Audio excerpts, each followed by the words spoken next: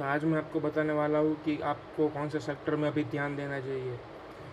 अगर कल की 5 जुलाई की 5 अगस्त की बात करें तो यूएस मार्केट और जापान मार्केट के कारण इंडियन मार्केट भी बहुत अगर निफ्टी देखे तो 2-3% और बैंक निफ्टी भी उतने परसेंटेज से गिरा था। अगर उसके जगह आप अगर कोई भी सेक्टर की बात करें तो आईटी सेक्टर, रियलिटी सेक्टर, वो सब एवरेज 3.5% तक गिरे थे। लेकिन अगर हम आने वाले अगर इंडिया में और थोड़ी थोड़ी मार्केट का बुलिश रहा तो हमें किस सेक्टर में सबसे ज़्यादा फोकस करना चाहिए, अगर हम उसकी बात करें तो कल कल सारे सेक्टर एवरेज 3.5% गिरे थे। लेकिन अगर हम निफ्टी फार्मा और हेल्थ केयर और एफएमसीजी की बात करें तो एफएमसीजी कब से सबसे कम गिरा था। उसकी कम कम तो गिरा था, लेकिन उसके पहले वहाँ से नीचे आया, बाद में वापस उसने 1.3% का अप मूव दिया। ओवरऑल डे की बात कर रहा हूँ। और अगर आज हम देखें तो जितना गिरा था उससे थोड़ा और बढ़ गया एफएमसीजी सेक्टर। और हेल्थ केयर भी जितना गिरा था उसका 80% कवर कर लिया।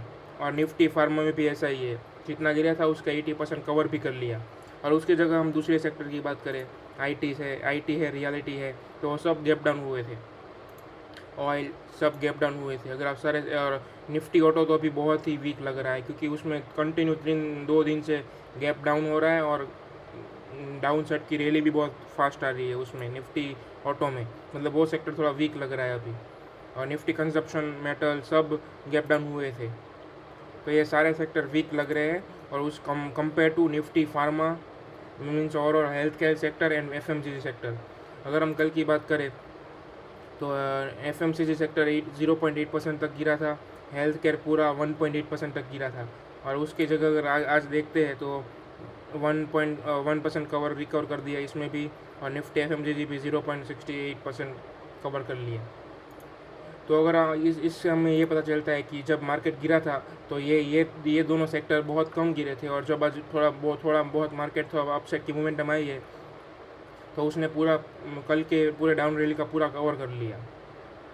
अगर हमें इसमें स्पेसिफिक सारे स्टॉक की बात करें एफएमसीजी में एंटायर, तो अगर हम देखें तो बहुत कम स्टॉक है एफएमसीजी में जो गिरे हुए हैं। बाकी सब ने कल 1%, 2%, 3%, 4%, 5% तक की भी, 6% तक की भी रैली दी है, 10% की भी दी है। और वही हम हेल्थ केयर सेक्टर की बात करें, इसमें भी बहुत कम ऐसे स्टॉक है हेल्थ केयर के जो गिरे हैं। तो इसमें आपको अगर हेल्थ केयर सेक्टर और एफएमसीजी सेक्टर में आपको सबसे ज़्यादा स्पेसिफिक स्टॉक में अच्छा कोई ट्रेड प्लान करना है तो आपको ये देखना है कि इस सेक्टर में कौन से स्टॉक ने सबसे ज़्यादा अच्छी रैली दी है और कौन सा स्टॉक है जो कम करेक्शन हुआ है, उस स्टॉक में आपका ध्यान होना चाहिए। इससे जब भी मार्केट थोड़ा अच्छा बुलिश होगा तो सबसे पहले वो स्टॉक भागेंगे जो बहुत कम करेक्शन हुए हैं।